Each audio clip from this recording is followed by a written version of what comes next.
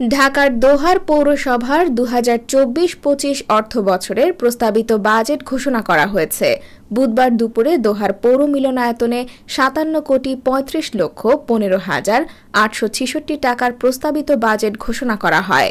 দোহার পৌরসভা আয়োজিত বাজেট অনুষ্ঠানে প্রধান অতিথি হিসেবে উপস্থিত ছিলেন দোহার উপজেলা পরিষদের চেয়ারম্যান ও উপজেলা আওয়ামী লীগের সভাপতি মোহাম্মদ আলমগীর হোসেন, দোহার পৌরসভার মেয়র ও উপজেলা আওয়ামী লীগের সিনিয়র সহসভাপতি মোহাম্মদ আলমাস উদ্দিনের সভাপতিত্বে বিশেষ অতিথি হিসেবে ছিলেন দোহার উপজেলা নির্বাহী কর্মকর্তা মোহাম্মদ জাকির হোসেন ও দোহার থানার অফিসার ইনচার্জ হারুনুর রশিদ।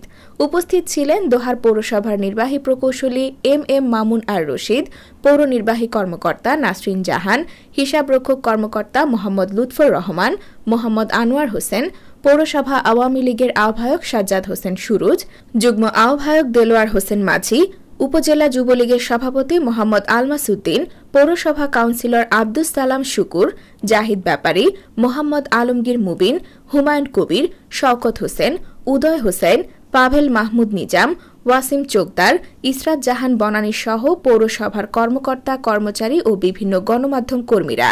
অনুষ্ঠানে দোহার পৌরসভার মেয়র মোহাম্মদ আলমাস উদ্দিন বাজেট বাস্তবায়ন করতে সবাইকে ঐক্যবদ্ধভাবে কাজ করার আহ্বান জানান এবং নাগরিক সেবার মান উন্নয়নের লক্ষ্যে সবার সহযোগিতা কামনা করেন। তিনি মাদকমুক্ত, নারী ও শিশু বান্ধব, স্বচ্ছ ও জবাবদিহিমূলক পৌরসভা গড়ে তোলার দৃঢ় অঙ্গীকারও ব্যক্ত করেন।